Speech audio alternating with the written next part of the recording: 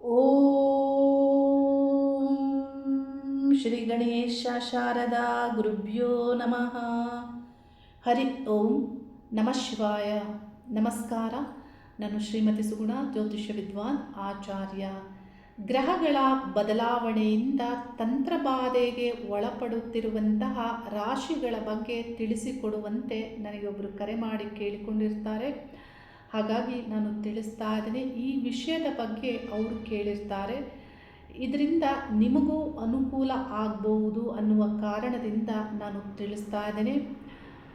2025, 26, 27ರಲ್ಲಿ ಗ್ರಹಗಳ ಸಂಚಾರ ಆಗುವ ವಿಷಯದಲ್ಲಿ ತಂತ್ರಬಾಧೆ ಅಂದರೆ ವಾಮಾಚಾರ ನೀಚ ಮಾರ್ಗದಿಂದ ಮಾಡುವಂತಹ ವಶೀಕರಣ, ತಂತ್ರ, ಯಂತ್ರ, ಮಂತ್ರ ಪ್ರಭಾವ, ಇದರ ಒಂದು ವಿಷಯವಾಗಿ ಯಾವ ರಾಶಿಗಳಿಗೆ ಈ ಬಾಧೆಯು ಬಾಧಿಸಲಿದೆ.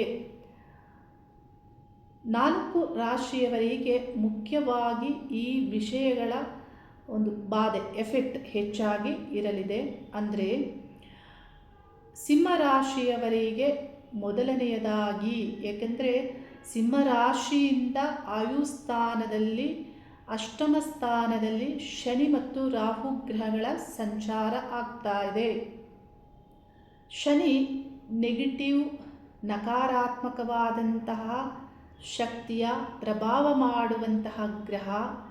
ಮಂತ್ರ, ತಂತ್ರ, ಯಂತ್ರ, ರಹಸ್ಯವಾಗಿ, ಗುಪ್ತವಾಗಿ, ನೀಚ ಮಾರ್ಗ, ವಾಮ ಮಾರ್ಗದಿಂದ ತೊಂದರೆ ಕೊಡುವಂತಹ ಕಾರಕ ಗ್ರಹ ರಾಹು. ಈ 2 ಗ್ರಹಗಳು ನಿಮ್ಮ ಆಯುಸ್ಥಾನದಲ್ಲಿ ಸಂಚಾರ ಆಗ್ತಾ ಇದ್ದು ಮತ್ತು ಇಲ್ಲಿ ರಾಹು ಗ್ರಹ ಮೇ ಮಾಸದಲ್ಲಿ ಬದಲಾವಣೆ ಆದರೂ ಸಪ್ತಮದಿಂದ ನೇರ ನಿಮ್ಮ ಜನ್ಮರಾಶಿಗೆ ದೃಷ್ಟಿಸೋದ್ರಿಂದ, ಕೇತು ಗ್ರಹ ನಿಮ್ಮ ಜನ್ಮರಾಶಿಯಲ್ಲಿ ಸಂಚರಿಸೋದ್ರಿಂದ, ಅಷ್ಟಮದಲ್ಲಿ ಶನಿ ಸಂಚಾರದಿಂದ ಮುಖ್ಯವಾಗಿ ಸಿಂಹರಾಶಿಯವರ ಒಂದು ಮೇಲೆ ತಂತ್ರಬಾಧೆ ಅಂದರೆ ಮಂತ್ರಗಳು, ತಂತ್ರಗಳು ಏನೇ ಮಾಡಿದರೂ ಇದರ ಪ್ರಭಾವ ನಿಮಗೆ ಬೇಗ ಆಗುತ್ತೆ. ಎಲ್ಲ ಸಿಂಹರಾಶಿಯವರಿಗೂ ಆಗುತ್ತಾ? ಖಂಡಿತ ಇಲ್ಲ. ಏಕೆಂದರೆ ಯಾರಿಗೆ ಯಾವ ದಶಾಕಾಲದಲ್ಲಿ ಯಾವ ಭುಕ್ತಿ ಕಾಲವು ನಡೀತಾ ಇದೆ ಅನ್ನೋದು ಬಹಳ ಮುಖ್ಯವಾಗಿ ನೀವು ತಿಳಿದುಕೊಳ್ಳಬೇಕು. ಇದೇ ನೆಗೆಟಿವ್ ಫಲವನ್ನು ನೀಡುವ ಗ್ರಹಗಳ ಭುಕ್ತಿ ಕಾಲವು ನಿಮಗೆ ನಡೀತಾ ಇದ್ದರೆ, ಅಂದರೆ ಶನಿ ಭುಕ್ತಿ ಕಾಲ, ರಾಹು ಭುಕ್ತಿ ಕಾಲ, ಹಾಗೆಯೇ ಕೇತು ಭುಕ್ತಿ ಕಾಲ, ಈ ಒಂದು ಗ್ರಹಗಳ ಭುಕ್ತಿ ಕಾಲವೇ ನಿಮಗೆ ನಡೀತಾ ಇದ್ದರೆ ಹೆಚ್ಚಾಗಿ ನಿಮಗೆ ಇಂಥ ಒಂದು ವಿಷಯಗಳಲ್ಲಿ ಬಾಧೆ ಆಗಲಿದೆ. ಸಿಂಹರಾಶಿಯವರು ನಿಮ್ಮ ಬಗ್ಗೆ ನೀವು ಕೇರ್ ತಗೋಬೇಕು. ಯಾವಾಗ ಹೆಚ್ಚು ಇಲ್ಲಿ ನಿಮಗೆ ಇಂಥ ವಿಷಯಗಳು ಬಾಧಿಸುತ್ತೆ ಅಂದರೆ, ನಿಮ್ಮ ಬಗ್ಗೆ ನಿಮಗೆ ಕೇರ್ ಇಲ್ಲದೆ ಇರುವಾಗ ಇನ್ನೊಬ್ಬರು ಮನೆಗೆ ಹೋಗ್ತೀರಾ, ಅವ್ರು ಕೊಟ್ಟಿದ್ದೆಲ್ಲ ತಿಂತೀರಾ, ಇನ್ನೊಬ್ಬರು ಮನೆಗೆ ಹೋಗ್ತೀರಾ, ಅವ್ರ ಮನೇಲಿ ಉಳ್ಕೊಳ್ತೀರಾ, ಇನ್ನೊಬ್ಬರು ಏನು ಕೇಳಿದ್ರು ಕೊಡ್ತೀರಾ. ಈಗ ನಿಮ್ಮ ಡೇಟ್ ಆಫ್ ಬರ್ತ್ ಕೇಳಿದರೆ ಕೊಡ್ತೀರಾ, ಅಥವಾ ಯಾವ ವಸ್ತುಗಳನ್ನು ನಿಮ್ಮದು ಕೇಳಿದರೂ ಕೊಡ್ತೀರಾ. ಇಂಥ ಒಂದು ಪ್ರಜ್ಞೆಯು ಸರಿಯಾಗಿ ನಿಮ್ಮ ಬಗ್ಗೆ ನಿಮಗಿಲ್ಲ ಅಂದರೆ ನೀವು ಖಂಡಿತವಾಗಿಯೂ ಇಂಥ ಒಂದು ತಂತ್ರಬಾಧೆಗಳಿಗೆ ಒಳಪಡ್ತೀರಾ. ಹಾಗಾಗಿ ಯಾರಿಗೆ ಸಿಂಹರಾಶಿಯ ಮಕ್ಕಳಿರ್ತಾರೆ, ಮಕ್ಕಳ ಬಗ್ಗೆ ಪೋಷಕರು ಜಾಗೃತಿಯನ್ನು ತೆಗೆದುಕೊಳ್ಬೇಕು. ನಿಮ್ಮ ಮಗಳು ಅಥವಾ ಮಗ ಯಾರಾದರೂ ಇದ್ದರೆ. ಮತ್ತು ಇಲ್ಲಿ ಪ್ರೀತಿ ಪ್ರೇಮವನ್ನು ಮಾಡ್ತಾ ಇದ್ದು ನಿಮ್ಮ ಮಕ್ಕಳು ಈ ಕಾಲದಲ್ಲಿ ಕಾಲ ಕೆಟ್ಟಿರೋದ್ರಿಂದ, ಈ ಒಂದು ಗ್ರಹಗಳ ಕಾಲ, ಈ ಕಾಲದಲ್ಲಿ ಪರಸ್ಪರ ಇಬ್ಬರ ಮನೆಗೂ ಗೊತ್ತಾಗಿ ಇಲ್ಲಿ ಯಾರಿಗಾದರೂ ಒಬ್ರಿಗೆ ಇಷ್ಟ ಇಲ್ಲ ಅಂದರೂ ಇಬ್ಬರ ಮೇಲೆಯೂ, ಹುಡುಗ ಹುಡುಗಿ ಇವರ ಇಬ್ಬರ ಮೇಲೆಯೂ ಇಲ್ಲಿ ಬೇರ್ಪಡಿಸುವಂತಹ ಮಾರ್ಗ, ತಂತ್ರ ಇಲ್ಲಿ ಕ್ರಿಯೇಟ್ ಮಾಡ್ತಾರೆ ಅವರು. ಅಂದರೆ ನೀವು ಬೇರೆ ಆಗಬೇಕು ಅನ್ನುವಂತಹ ಈ ಒಂದು ವಾಮ ಮಾರ್ಗದಿಂದ ಪ್ರಯೋಗ ಮಾಡ್ತಾರೆ. ಈ ರೀತಿ ನಿಮ್ಮಿಬ್ಬರ ಮೇಲೆಯೂ ಪ್ರಯೋಗ ಆಗುತ್ತೆ. ಅಂದರೆ ಹುಡುಗ ಆಗ್ಬೋದು, ಹುಡುಗಿ. ಇಂಥದ್ದು ಅನೇಕ ರೀತಿಯಲ್ಲಿ ನನಗೆ ಕೆಲವು ಸಂದರ್ಭದಲ್ಲಿ ಕರೆ ಬಂದಿದೆ. ನಾನು ಪ್ರೀತಿಸ್ತಾ ಇದ್ದ ಹುಡುಗನಿಗೆ ಹೀಗೆ ಮಾಡಿದ್ದಾರೆ ಅಥವಾ ಹುಡುಗಿಗೆ ಹೀಗೆ ಮಾಡಿದ್ದಾರೆ ಅನ್ನುವಂತಹ ಕರೆಗಳು ನನಗೆ ಬರುತ್ತೆ. ನೋಡಿ, ಇಂಥದ್ದೆಲ್ಲವೂ ಇಂಥ ಕಾಲದಲ್ಲಿ ಹೆಚ್ಚು ಆಗುತ್ತೆ. ಹಾಗಾಗಿ ಪ್ರೀತಿ ಪ್ರೇಮ ಅನ್ನುವ ವಿಷಯದಲ್ಲಿ ನೀವು ಜಾಗೃತಿ ತೆಗೆದುಕೊಳ್ಬೇಕು. ಈ ಒಂದು ಗೋಚಾರದ ಗ್ರಹಗಳು ಇಲ್ಲಿ ಅಶುಭವಾಗಿ ಸಂಚರಿಸುವಾಗ ನಿಮ್ಮ ಜನ್ಮಜಾತಕದಲ್ಲಿಯೂ ಅಶುಭ ಗ್ರಹಗಳ ಭುಕ್ತಿ ಕಾಲ ನಡೀತಾ ಇರುವಾಗ ಇಂಥದ್ದರಿಂದ ನಿಮ್ಮ ಜೀವನವು ಬೇರಾಗುವುದು, ತಿರುವನ್ನು ತೆಗೆದುಕೊಳ್ಳುವಂತಹ ಹೆಚ್ಚಿನ ಸಾಧ್ಯತೆ ಇದೆ. ಪ್ರೀತಿ ಪ್ರೇಮ ವಿಷಯದಲ್ಲಿ ಬಹಳ ಜಾಗೃತಿಯಿಂದ ಇರಬೇಕಾಗುತ್ತೆ. ಇಲ್ಲಿ ಯಾವುದೋ ಒಂದು ಕಮಿಟ್ ಆಗ್ತಾರೆ, ಮದುವೆ ಆಗುವ ಮುಂದೆ ಅನ್ನುವಂತಹ ಕಮಿಟ್ ಆಗಿ ಮೊದಲೇ ಒಂದು 4-5 ವರ್ಷದಲ್ಲಿ ಇವರು ಬಹಳ ಅನಂತರ ಮಾಡಬೇಕಾದ ಜೀವನವನ್ನು ಮೊದಲೇ ಮುಗಿಸಿಕೊಳ್ತಾರೆ. ಆದರೆ ಆ ನಂತರದಲ್ಲಿ ಇಲ್ಲಿ ಹುಡುಗ ಅಥವಾ ಹುಡುಗಿ ಮನೆಯವರು ಒಪ್ಪದೇ ಇದ್ದಾಗ ನೋಡಿ ಇವರ ಜೀವನ ಇಲ್ಲಿ ಬ್ರೇಕ್ ಆಗುತ್ತೆ. ಹಾಗಾಗಿ ಇಲ್ಲಿ ಸ್ತ್ರೀ ಆಗ್ಬೋದು, ಪುರುಷ ಆಗ್ಬೋದು, ಪುರುಷನ ಬಲೆಗೆ ಸ್ತ್ರೀ ಬೀಳಬಾರ್ದು. ಏಕೆಂದರೆ ಸ್ತ್ರೀಯರಿಗೆ ತಾನು ಏನನ್ನು ಕಳೆದುಕೊಳ್ತೀನಿ ಅನ್ನೋದು ಮುಖ್ಯವಾಗಿ ತಿಳಿದಿರಬೇಕು. ಅಮೂಲ್ಯ ಆದುದು ಅಮೂಲ್ಯವೇ, ಅದನ್ನು ಕಳೆದುಕೊಳ್ಳಬಾರದು. ಪುರುಷನಾದರೂ ಅವರ ಆ ಒಂದು ಏನಿರುತ್ತೆ ಅದನ್ನು ಕಳೆದುಕೊಳ್ಳಬಾರದು. ಅಂದರೆ ತನ್ನತನವನ್ನು ತಾನು ಎಲ್ಲಿಯೂ ಕಳೆದುಕೊಳ್ಳಬಾರದು. ಇದರಿಂದ ಏನಾಗುತ್ತೆ, ಕಾಲ ಹೀಗೆ ಇರುವುದಿಲ್ಲ. ಕೆಟ್ಟ ಕಾಲ ಬಂದಾಗ ಇಲ್ಲಿ ನೀವು ಆದಂತಹ ಮಾತಾಡಿದಂತಹ ಯಾವ ವಿಷಯಗಳು ವರ್ಕ್ ಆಗೋದಿಲ್ಲ. ಇಲ್ಲಿ ಬೇರ್ಪಡಿಸುವಂತಹ ಕಾಲ ಅಲ್ಲಿ ಬಂದಿಯೇ ಬರುತ್ತೆ. ಹಾಗಾಗಿ ಪ್ರೀತಿ ಪ್ರೇಮ ವಿಷಯದಲ್ಲಿ ನೀವು ತುಂಬ ಜಾಗೃತರಾಗಿರಬೇಕು. ಮತ್ತು ಈ ಮನೆ ಬಿಟ್ಟು ಹೋಗುವಂಥ ವಿಷಯ, ಇಂಥ ವಿಷಯಗಳಿಂದ ಅವರ ಜೀವನದಲ್ಲಿ ಅನೇಕ ರೀತಿಯ ತಿರುವನ್ನು ತೆಗೆದುಕೊಳ್ಳುತ್ತೆ. ಹಾಗೆ ಇಲ್ಲಿ ಅತ್ತೆ ಸೊಸೆಗೆ ಮಾಡಿಸೋದು, ಸೊಸೆ ಅತ್ತೆಗೆ ಮಾಡಿಸೋದನ್ನು ನಾವು ಈ ಕಾಲದಲ್ಲಿ ನೋಡ್ತಾ ಇದ್ದೇವೆ. ಪತಿ ಪತ್ನಿಗೆ ಮಾಡಿಸೋದು, ಪತಿಗೆ ಪತಿ ಪತ್ನಿಗೆ, ಇಲ್ಲಿ ಪರಸ್ಪರ ಇಬ್ಬರೂ ಈ ಥರ ಮಾಡಿಸ್ಕೊಳ್ಳುವಂಥದ್ದು ನೋಡಿ, ಇಂಥದ್ದನ್ನು ನಾವು ನೋಡ್ತಾ ಇದ್ದೇವೆ. ಆದರೆ ಈ ರೀತಿ ಆಗುವಂತಹ ವಿಷಯಗಳು ನಿಮ್ಮ ಹತ್ತಿರದವರಿಂದಲೇ ನಡೆಯುತ್ತೆ. ದೂರದವರು ಯಾರು ಹೀಗೆಲ್ಲ ಮಾಡಲಿಕ್ಕೆ ಸಾಧ್ಯ ಇಲ್ಲ. ನಿಮ್ಮ ಮನೆಯವರು, ನಿಮ್ಮ ಮಿತ್ರರು, ಇಂಥವರಿಂದಲೇ ಹೀಗೆ ಆಗುವಂತಹ ಸಾಧ್ಯತೆ ಇರುತ್ತೆ. ಅವರಿಗೆ ನಿಮ್ಮೆಲ್ಲ ವೀಕ್ನೆಸ್ಗಳು, ನಿಮ್ಮ ಎಲ್ಲ ವಿಷಯಗಳು ತಿಳಿದಿದ್ದೇ ಅವರು ಮಾಡುವಂತಹ ಪ್ರಯತ್ನದಲ್ಲಿ ಇರ್ತಾರೆ. ಅಮೂಲ್ಯವಾದುದೇನಾದರೂ ನಿಮ್ಮ ಹತ್ರ ಇದೆ ಅಂದರೆ ಅಂಥದ್ದನ್ನು ನೋಡಿ ಸಹಿಸಲಿಕ್ಕೆ ಆಗಲಿಲ್ಲ ಅಂದರೆ ಆಗಲೂ ಇಂಥದ್ದು ನಡೆಯುತ್ತೆ. ಪರಸ್ಪರ ನೀವು ವ್ಯಾಪಾರ ವ್ಯವಹಾರದಲ್ಲಿದ್ದರೆ ಇನ್ನೊಬ್ಬರಿಗೆ ಒಳ್ಳೆ ವ್ಯಾಪಾರ ಆಗುತ್ತೆ, ಇವರಿಗೆ ಆಗಲ್ಲ ಅಂದರೆ ಇವರಿಂದ ಇಂಥ ಕೆಲಸ ಆಗುತ್ತೆ. ಇಲ್ಲಿ ಕೆಲವು ಸಂದರ್ಭದಲ್ಲಿ ಏನಾಗುತ್ತೆ, ಮನುಷ್ಯರೇ ಬಲಿಪಶು ಆಗೋದನ್ನು ನಾವು ನೋಡ್ಬೋದು. ನನಗೆ ಲಾಸ್ಟ್ ವೀಕಲ್ಲಿ ಒಂದು ಕರೆ ಬರುತ್ತೆ ಹುಬ್ಳಿಯಿಂದ. ಆ ಒಂದು ಸಮಯದಲ್ಲಿ ನಾನು ಮನೆಯಲ್ಲಿರ್ತೇನೆ. ಮಾರ್ನಿಂಗ್ ಟೈಮ್ ನನಗೆ ಕರೆ ಮಾಡ್ತಾರೆ. ನನ್ನ 2 ಮಕ್ಕಳು ಮತ್ತು ಹಸ್ಬೆಂಡ್ ಎಲ್ಲ ಮನೇಲಿ ಇರ್ತಾರೆ. ಆ ಸಂದರ್ಭದಲ್ಲಿ ಆ ವ್ಯಕ್ತಿ ಏನು ಹೇಳ್ತಾರೆ ಅಂದರೆ, ಅವ್ರು ಹೇಳಿದಂತೆಲ್ಲ ವಿಷಯವನ್ನು ಕೇಳಿ ನನಗೆ ಮನುಷ್ಯರು ಹೀಗೂ ಇರ್ತಾರಾ ಅಂತ ಅನ್ನಿಸಿತ್ತು. ಯಾಕೆಂದರೆ ಆ ವ್ಯಕ್ತಿ ಏನು ಹೇಳ್ತಾರೆ ಅಂದರೆ, ನನಗೆ ಏನೋ ಬಾಧೆ ಆಗ್ತಾಯಿತ್ತು ನಮ್ಮ ಕುಟುಂಬಕ್ಕೂ ನಮಗೂ. ಹಾಗಾಗಿ ಒಬ್ಬರನ್ನು ಕೇಳಿದಾಗ ಅವರು ಹೇಳಿದರು, ನೀವು ಇರುವಂಥ ಮನೆಯಲ್ಲಿ, ಅವರು ಬಾಡಿಗೆ ಮನೆಯಲ್ಲಿ ಇರ್ತಾರೆ, ಆ ಮನೆಯಲ್ಲಿ ಏನೋ ನಿಧಿ ಇದೆ, ಬ್ರಹ್ಮರಾಕ್ಷಸ ಅನ್ನುವುದು ನಿಮಗೆ ಬಾಧಿಸ್ತಾ ಇದೆ ಅನ್ನೋದನ್ನು ತಿಳಿಸ್ತಾರೆ. ಯಾರಿಗೆ ಆದರೂ ಸಾಮಾನ್ಯ ಜನರಿಗೆ ಇಂಥದ್ದನ್ನು ಹೇಳಿದಾಗ ಭಯ ಆಗುತ್ತೆ, ಆತಂಕಕ್ಕೆ ಒಳಗಾಗ್ತಾರೆ. ಅವ್ರ ಮನೆ ಖಾಲಿ ಮಾಡ್ತಾರೆ. ಖಾಲಿ ಮಾಡಿದ ನಂತರವೂ ಅವರಿಗೆ ಹೀಗೆ ಇರುತ್ತೆ. ಮತ್ತೆ ಹೋಗಿ ಕೇಳ್ತಾರೆ 1-2 ತಿಂಗಳಲ್ಲಿ ಅವರನ್ನು. ಅದನ್ನು ಸರಿ ಮಾಡ್ತೇನೆ, ಆದರೆ ನೀವು ಒಂದು ಕೆಲಸ ಮಾಡಬೇಕು ಅಂತ ಹೇಳ್ತಾರೆ. ಏನು ಮಾಡಬೇಕಂದ್ರೆ, ಆ ಒಂದು ದಿನವೇ ಅಲ್ಲಿಯೇ ನಿಮ್ಮ ರಕ್ತವನ್ನು ಕೊಡಬೇಕು ಅಂತ ಹೇಳ್ತಾರಂತೆ ಅವರು. ಹೇಗೆ ಅಂತ ಕೇಳಿದಾಗ ಅವರು ಒಂದು ಮೊಟ್ಟೆಯನ್ನು ಒಡೆದು, ಆ ಮೊಟ್ಟೆಯನ್ನು ಒಡೆದು ಅಂದರೆ ಹೋಲ್ ಮಾಡ್ತಾರಂತೆ. ಹೋಲ್ ಮಾಡಿ ನಿಮ್ಮ ಕೈ ಬೆರಳು ಕಿರು ಬೆರಳಿನ ರಕ್ತವನ್ನು ಇದರೊಳಗೆ ಹಾಕಬೇಕು. ಅಂದರೆ ಕೈಯನ್ನು ಗಾಯ ಮಾಡಿ, ಕಿರು ಬೆರಳನ್ನು ಗಾಯ ಮಾಡಿ ಆ ಬೆರಳನ್ನು ಈ ಮೊಟ್ಟೆ ಒಳಗೆ ಹಾಕಿ ಅಂತ ಹೇಳ್ತಾರಂತೆ.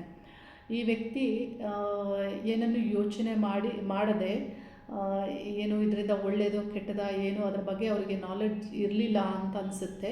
ಹಾಗಾಗಿ ಅವರು ಹಾಗೆ ಮಾಡ್ತಾರೆ ನೋಡಿ. ಕಿರು ಬೆರಳನ್ನು ಇವರು ಅಂದರೆ ಗಾಯ ಮಾಡಿ ಅದರ ರಕ್ತ ಬರುವಂತೆ ಮಾಡಿ ಅದನ್ನು ಆ ಮೊಟ್ಟೆ ಒಳಗೆ ಹಾಕ್ತಾರೆ ನೋಡಿ. ಇಲ್ಲಿ ಏನಾಗುತ್ತೆ, ಈ ವ್ಯಕ್ತಿಯೇ ಅಲ್ಲಿ ಬಲಿಯಾಗುವಂಥದ್ದನ್ನು ಹೆಚ್ಚಾಗಿ ನೀವು ಅರ್ಥೈಸಿಕೊಳ್ಬಹುದು.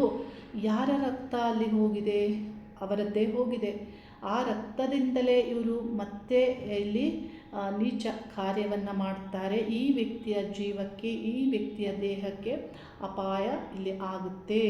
ಇಲ್ಲಿ ಇಂಥ ಒಂದು ವಿಷಯಗಳಲ್ಲಿ ಮೂರ್ಖ ಒಂದು ಬುದ್ಧಿ ಅಥವಾ ಅಜ್ಞಾನ ಇವರಿಗೆ ಆವರಿಸಿ, ಅಥವಾ ಮಂಕು ಬುದ್ಧಿ ಇನ್ನೇನು ಇವರಿಗೆ ಆವರಿಸಿರುತ್ತೆ ಅನ್ನೋದು ಗೊತ್ತಿಲ್ಲ ಮನುಷ್ಯರಿಗೆ. ನೋಡಿ, ಈ ರೀತಿ ಆಗುವಂತಹ ಕೆಲಸಗಳಿಗೆ ನೀವು ಬಲಿ ಆಗಬಾರ್ದು. ಬಹಳ ಜಾಗೃತಿಯಾಗಿರಬೇಕು. ನಿಮ್ಮ ಬಗ್ಗೆ ನಿಮಗೆ ಕೇರ್ ಇರಬೇಕು. ಈ ವಿಷಯವನ್ನು ಹೇಳಿದ ನಂತರ ಅವರನ್ನು ನಾನು ಕೇಳಿದೆ, ನೀವೇನು ವೃತ್ತಿ ಮಾಡ್ತೀರಾ ಅಂತ. ಅವ್ರು ಹೇಳಿದರು, ಅವರ ವೃತ್ತಿ ಸಿಗರೇಟ್, ಗುಟ್ಕಾ ಇದೆಲ್ಲವನ್ನು ಮಾರುವಂತಹ ಹೋಲ್ಸೇಲ್ ಅಂಗಡಿ ಇದೆ ನಮ್ಮದು ಅಂತ ಹೇಳಿದರು. ಅದರ ಬಗ್ಗೆ ನಾನು ಕೇಳಿದೆ, ಇದೆಲ್ಲ ಲೈಸೆನ್ಸ್ ಇದೆಲ್ಲ ಇದೆಯಾ, ಹೇಗೆ ನೀವೇನಾದರೂ ಕದ್ದು ಮುಚ್ಚಿ ಮಾರಾಟ ಮಾಡ್ತಾ ಇದ್ದೀರಾ ಅಂತ. ಎಲ್ಲವೂ ಇದೆ, ತಿಳಿದೆ, ಗೊತ್ತಿದ್ದೆ, ತುಂಬ ವರ್ಷಗಳಿಂದ ಇದೇ ವೃತ್ತಿಯಲ್ಲಿ ಇದ್ದೇವೆ ಅಂತ ಹೇಳಿದರು ನೋಡಿ. ಅವರು ಮಾಡ್ತಾ ಇರುವಂತಹ ವೃತ್ತಿಯು ಸರಿಯಿಲ್ಲ. ಅನೇಕರ ಬದುಕಿಗೆ ಅವರು ಮಾರಾಟ ಮಾಡುವಂತಹ ವಸ್ತುಗಳು ಮಾರಕವಾಗ್ತಾ ಇದೆ, ಮನುಷ್ಯರ ಆರೋಗ್ಯವನ್ನು ವೃದ್ಧಿಸ್ತಾ ಇಲ್ಲ ನೋಡಿ. ಈ ರೀತಿ ಇಲ್ಲಿ ಆಗ್ತಾ ಇದ್ದು, ಅವರನ್ನು ಬಲಿಪಶು ಮಾಡುವಂತೆ ಇಲ್ಲಿ ಆಗ್ತಾ ಇದೆ. ಆದರೆ ಈ ವ್ಯಕ್ತಿಯು ಈ ರೀತಿ ಹೋಗಿ ಬಲಿಪಶು ಆಗಿದ್ದಾರೆ. ಇಲ್ಲಿ ಬ್ರಹ್ಮರಾಕ್ಷಸ ಇದೆಯಾ, ನಿಧಿ ಇದೆಯಾ, ಇದೆಲ್ಲವೂ ಬೇರೆ ವಿಷಯ. ಆದರೆ ಈ ವ್ಯಕ್ತಿಯಂತೂ ಅಂಥ ಒಂದು ಆ ರೀತಿ ಒಂದು ಆಗುವುದಕ್ಕೆ ಇವರ ಬುದ್ಧಿಯೇ ಮುಖ್ಯ ಕಾರಣ. ಇಲ್ಲಿ ನೀವು ತಿಳಿದುಕೊಳ್ಬೇಕು, ನಿಮ್ಮ ಯಾವುದೇ ವಿಷಯಗಳಲ್ಲಿ ಇನ್ನೊಬ್ಬರಿಗೆ ಸಿಗುವಂತೆ ಆಗಬಾರ್ದು. ಇಲ್ಲಿ ಮಾಟ ಮಂತ್ರ ವಾಮಾಚಾರ ಮಾಡುವವರು ನಿಮ್ಮ ಒಂದು ಸರಿಯಾದಂತಹ ಹೆಸರು, ನಕ್ಷತ್ರ, ರಾಶಿ ಮತ್ತು ನಿಮ್ಮೆಲ್ಲ ವಸ್ತುಗಳು, ಏನಾದರೂ ಉಪಯೋಗ ಮಾಡುವಂತಹ ವಸ್ತುಗಳು, ಇವೆಲ್ಲವನ್ನು ಅವರು ಸರಿಯಾಗಿ ತಿಳಿದಿದ್ದು ಅಥವಾ ಇತರರಿಂದ ತರಿಸಿಕೊಂಡು ಅವರು ಮಾಡಿದರೆ ಮಾತ್ರ ನಿಮಗೆ ಬೇಗ ಇದು ನೇರವಾಗಿ ನಿಮಗೆ ಎಫೆಕ್ಟ್ ಮಾಡುತ್ತೆ, ಇಲ್ಲವಾದಲ್ಲಿ ಇಲ್ಲ. ಈಗ ಏನಾಗುತ್ತೆ, ಇದರಲ್ಲಿ ಇನ್ನೊಂದು ವಿಷಯವನ್ನು ನಾನು ತಿಳಿಸ್ತೇನೆ ನಿಮಗೆ. ಅಂದರೆ ನೀವು ಬೇರೆ ಒಂದು ರಾಶಿಯಲ್ಲಿ ಜನನ ಆಗಿದ್ದು, ಅಂದರೆ ರೋಹಿಣಿ ನಕ್ಷತ್ರದಲ್ಲಿ ನೀವು ಜನನ ಆಗಿದ್ದೀರಾ ಅಂತ ಅಂದುಕೊಳ್ಳಿ. ಇಲ್ಲಿ ಇಂದ ಹೆಸರು ಇಡಬೇಕಾಗತ್ತೆ ನಿಮಗೆ. ಆದರೆ ನಿಮಗೆ ಇಲ್ಲಿ ಇಂದ ಇಟ್ಟಿರ್ತಾರೆ. ಆದರೆ ನಿಮ್ಮದು ಒರಿಜಿನಲ್ ಈ ಡೇಟ್ ಆಫ್ ಬರ್ತ್ ಪ್ರಕಾರವಾಗಿ ನಿಮಗೆ ರೋಹಿಣಿ ನಕ್ಷತ್ರ ಬರುತ್ತೆ. ಆದರೆ ಅನ್ನೋ ಹೆಸರಿಟ್ಟಿದ್ದಾರೆ ಅಂದರೆ ಇದು ಸಿಂಹರಾಶಿಗೆ ಬರುತ್ತೆ. ಇಲ್ಲಿ ಸಿಂಹರಾಶಿ ಹೆಸರು ಹೇಳಿದರೆ ಇಲ್ಲಿ ಅದು ನಿಮಗೆ ನೇರವಾಗಿ ಬರೋದಿಲ್ಲ. ಯಾಕೆಂದರೆ ನಿಮ್ಮ ನಿಜವಾದ ರಾಶಿ ನಕ್ಷತ್ರ ಬೇರೆ, ಹೆಸರನ್ನು ನಿಮಗೆ ವ್ಯಾವಹಾರಿಕವಾಗಿ ಇಟ್ಟಿದ್ದಾರೆ, ಜನ್ಮನಾಮವನ್ನೇ ಪ್ರಚಾರದಲ್ಲಿ ಇಟ್ಟಿಲ್ಲ. ಈ ರೀತಿಯು ನಿಮಗೆ ಒಂದು ರೀತಿ ಸೇಫ್ ಆಗ್ಬೋದು, ಬೇಗ ಬಂದು ನಿಮಗೆ ಇದು ಎಫೆಕ್ಟ್ ಮಾಡಲಿಕ್ಕೆ ಸಾಧ್ಯವಾಗದೇ ಇರಬಹುದು. ಈ ರೀತಿ ಇದೆಲ್ಲ ವಿಷಯಗಳನ್ನು ನೀವು ಸರಿಯಾಗಿ ಅರ್ಥೈಸ್ಕೊಳ್ಬೇಕು. ಯಾರೋ ಕೇಳಿದ ತಕ್ಷಣ ಎಲ್ಲವನ್ನ ಕೊಟ್ಟು ಬಿಡುವಂಥದ್ದು, ಯಾರೋ ಬಟ್ಟೆ ಕೇಳಿದರೂ ಕೊಡೋದು, ಕೂದಲು ಕೇಳಿದರೂ ಕೊಡೋದು, ಇಂಥದ್ದೆಲ್ಲ ಮಾಡಬಾರ್ದು. ಸಿಂಹರಾಶಿಯವರು ಪೋಷಕರು ತಿಳ್ಕೊಳ್ಬೇಕು, ನಿಮ್ಮ ಮಕ್ಕಳನ್ನು ನೀವು ಬೇರೆಯವ್ರ ಮನೆಗೆ ಕಳಿಸೋದು, ಊಟಕ್ಕೆ ಕಳಿಸೋದು, ಇತರರೊಂದಿಗೆ ಕಳಿಸೋದು, ಇಂಥದ್ದನ್ನೆಲ್ಲ ಮಾಡಬೇಡಿ. ನೋಡಿ, ಊಟಕ್ಕೂ ಏನಾದರೂ ಹಾಕಿ ಕೊಡ್ಬೋದು. ಇಂಥದ್ದೆಲ್ಲ ತಂತ್ರಬಾಧೆಗಳು ಆಗುತ್ತೆ. ಯಾರಿಗೆ ಇಲ್ಲಿ ಶನಿ ಭುಕ್ತಿ, ರಾಹು ಭುಕ್ತಿ ಕಾಲ ಅಥವಾ ಕೇತು ಭುಕ್ತಿ ಕಾಲ. ಈ ಒಂದು ನೆಗೆಟಿವ್ ಗ್ರಹಗಳ ಭುಕ್ತಿ ಕಾಲವೇ ನಡೀತಾ ಇದ್ದರೆ ಖಂಡಿತವಾಗಿಯೂ ಇಲ್ಲಿ ಹೆಚ್ಚು ಎಫೆಕ್ಟ್ ನಿಮಗೆ ಆಗುತ್ತೆ. ಮತ್ತು ಇನ್ನು ಯಾವ ರಾಶಿಯವರಿಗೆ, ಇಲ್ಲಿ ಕುಂಭರಾಶಿಯವರಿಗೆ ಮತ್ತು ಮೀನರಾಶಿಯವರಿಗೆ ಮತ್ತು ಮೇಷರಾಶಿಯವರಿಗೆ, ಈ ಮೂರೂ ರಾಶಿಯವರಿಗೂ ಸಾತಿ ನಡೀತಾ ಇರೋದ್ರಿಂದ ಇಲ್ಲಿ ಇವರಿಗೂ ನೆಗೆಟಿವ್ ಈ ಒಂದು ತಂತ್ರ ನೆಗೆಟಿವಿಟಿಯ ಬಾಧೆ ಆಗಲಿದೆ. ಹೇಗೆ ಆಗುತ್ತೆ ಅನ್ನುವುದಕ್ಕಿಂತ ನೀವು ನಿಮ್ಮ ಬಗ್ಗೆ ಕೇರ್ ತಗೋಬೇಕು. ಏಕೆಂದರೆ ಕೆಲವರಿಗೆ ಪ್ರೇತ ಬಾಧೆ ಇಲ್ಲಿ ನಿರ್ಮಾಣ ಆಗುತ್ತೆ. ಅಂದರೆ ಸಡನ್ನಾಗಿ ಇದ್ದಕ್ಕಿದ್ದಂತೆ ಯಾವುದೋ ಪ್ರೇತ ಇವರಿಗೆ ತೊಂದರೆ ಕೊಡಲಿಕ್ಕೆ ಸ್ಟಾರ್ಟ್ ಆಗುತ್ತೆ. ಅವ್ರು ಹೇಳ್ತಾರೆ ರಾತ್ರಿ ಮಲಗಿರುವಾಗ ಹೀಗಾಗುತ್ತೆ ಹೀಗೆ ವಾಕ್ ಮಾಡುತ್ತೆ, ನಮ್ಮ ಮೇಲೆ ಹೋದಂಗೆ ಆಗುತ್ತೆ, ಬಂದಂಗೆ ಆಗುತ್ತೆ, ಕುತ್ತಿಗೆ ಹಿಡಿಯುತ್ತೆ, ಇದೆಲ್ಲವನ್ನು ಹೇಳುವಂತಹ ಜನರನ್ನು ಅನೇಕರನ್ನು ನಾನು ನೋಡಿದ್ದೇನೆ ಅನುಭವದಲ್ಲಿ. ಆದರೆ ಹೀಗೆಲ್ಲ ಆಗುತ್ತೆ ಅಂದರೆ ನೀವು ಸರಿಯಾಗಿ ಭದ್ರವಾಗಿಲ್ಲ, ನೀವು ಪಾಸಿಟಿವಿಟಿಯಿಂದ ಇಲ್ಲ, ನೀವು ಇಲ್ಲಿ ಜಗತ್ತಿನಲ್ಲಿ ಇರುವಂತಹ ಇಲ್ಲಿ ಅಂದರೆ ಒಳ್ಳೆಯ ಒಂದು ಡಿವೈನಿಟಿ ಏನಿದೆ ಅದನ್ನು ನೀವು ನಿಮ್ಮಲ್ಲಿ ಹೆಚ್ಚಿಸಿಕೊಳ್ತಾ ಇಲ್ಲ. ಯಾವಾಗಲೂ ನೆಗೆಟಿವಿಟಿ ಪಾಸಿಟಿವಿಟಿ ಜಗತ್ತಲ್ಲಿ ಇದ್ದೇ ಇರುತ್ತೆ. ನೀವು ಹೇಗಿರಬೇಕು, ನೀವು ನೆಗೆಟಿವ್ ಆಗಿದ್ದರೆ ನೆಗೆಟಿವೇ ನಿಮ್ಮನ್ನು ಆವರಿಸುತ್ತೆ, ಪಾಸಿಟಿವ್ ಆಗಿ ಇದ್ದರೆ ಅದನ್ನು ನೀವು ಹೆಚ್ಚಿಸ್ಕೊಳ್ತಾ ಇದ್ದರೆ ಅದುವೇ ನಿಮ್ಮನ್ನು ಆವರಿಸುತ್ತೆ. ಹಾಗಾಗಿ ನೀವು ನಿಮ್ಮನ್ನು ಸರಿಯಾಗಿ ಇರಿಸಿಕೊಂಡಾಗ ದಿನನಿತ್ಯದ ಎಲ್ಲ ಕೆಲಸ ಕಾರ್ಯಗಳಲ್ಲಿ ಬಹಳ ಧೈರ್ಯವಾಗಿ, ಬಹಳ ಬುದ್ಧಿಬಲದಿಂದ, ಬಹಳ ಸಾಮರ್ಥ್ಯದಿಂದ ನಿಮ್ಮನ್ನು ನೀವು ಸರಿಯಾಗಿ ನಡೆಸಿಕೊಂಡಾಗ, ಒಳ್ಳೆ ಆಚಾರ ವಿಚಾರಗಳನ್ನು, ಒಳ್ಳೆ ಕರ್ಮಗಳನ್ನು ನೀವು ಮಾಡಿದಾಗ ಮಾತ್ರವೇ ನಿಮಗೆ ಒಳ್ಳೆಯದಾಗುತ್ತೆ.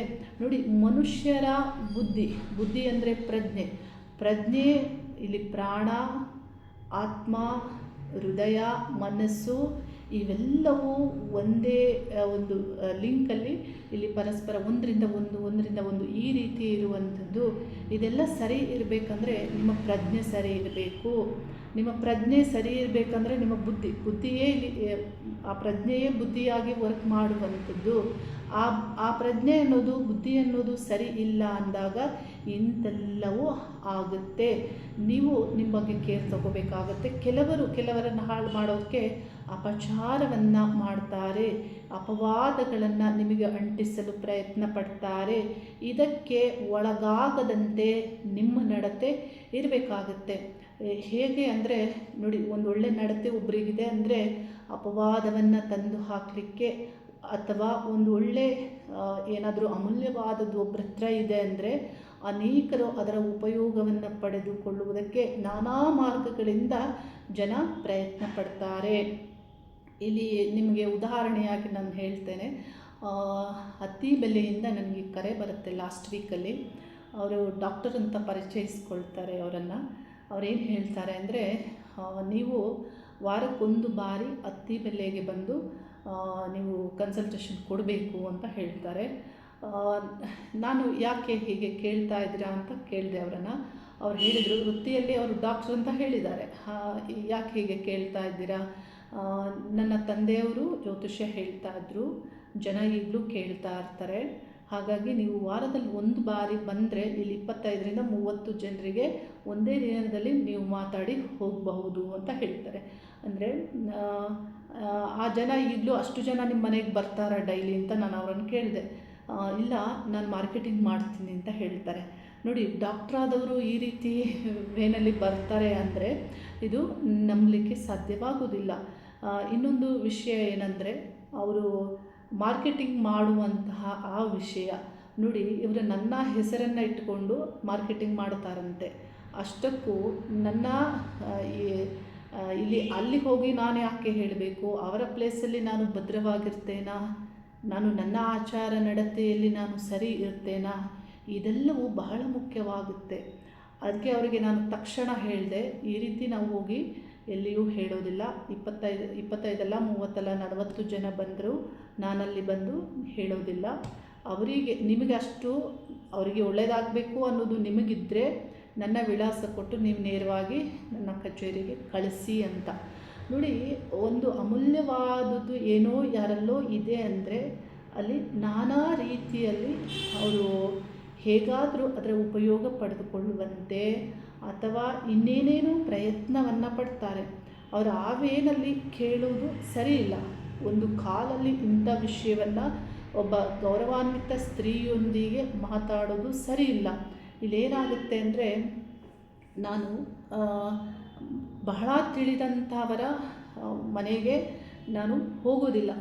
ಆ ರೀತಿ ಇರುವಂತಹ ನನ್ನ ಜೀವನದಲ್ಲಿ ಹಣ ಮಾಡುವುದಕ್ಕಾಗಿ ಈ ರೀತಿ ಹೋಗ್ತೇನೆ ಅಂತ ಅಂದುಕೊಳ್ಳೋದು ಹೇಗೆ ನೋಡಿ.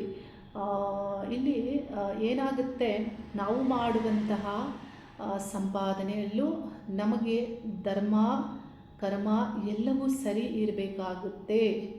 ನಮಗೆ ಎಷ್ಟಾಗುತ್ತೆ ಅಷ್ಟು ಮಾತ್ರವೇ ಮಾಡಬೇಕಾಗುತ್ತೆ. ಯಾವ ಅಪವಾದಗಳು, ಯಾವ ಇಲ್ಲಿ ಅಪಚಾರಗಳು ನಮ್ಮ ಜೀವನಕ್ಕೆ ಆಗದಂತೆ ನಾವು ಅದನ್ನು ತೆಗೆದುಕೊಂಡು ಹೋಗಬೇಕಾಗುತ್ತೆ.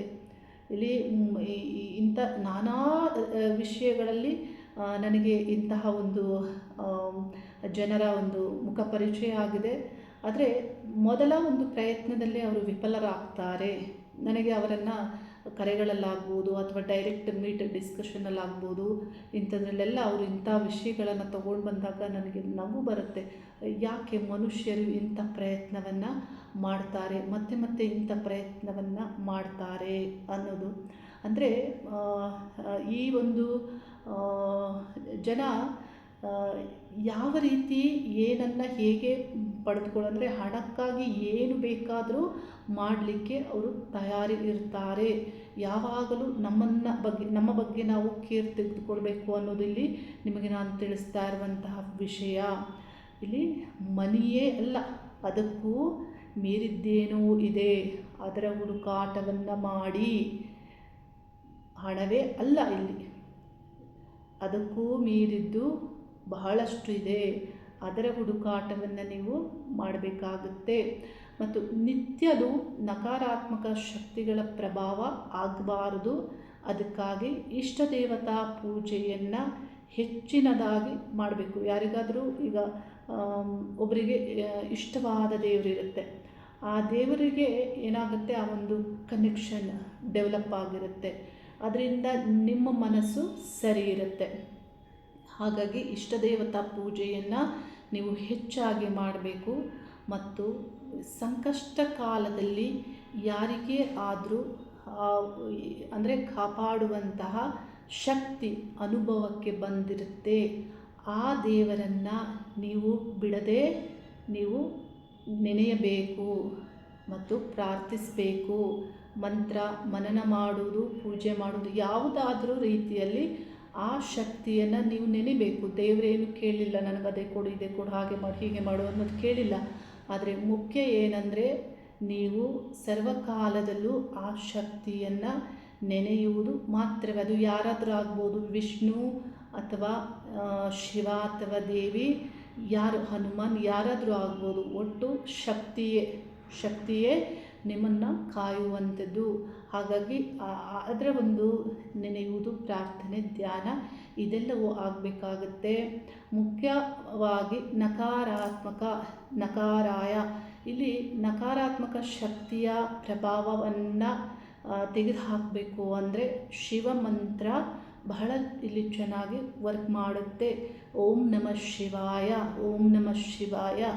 ಈ ಮಂತ್ರವನ್ನು ಸಿಂಹರಾಶಿ, ಮೀನರಾಶಿ, ಕುಂಭರಾಶಿ, ಮೇಷರಾಶಿಯವರು ತ್ರಿಕಾಲದಲ್ಲಿಯೂ ನೀವು ಜಪವನ್ನು ಮಾಡ್ತಾ ಇರಬೇಕು.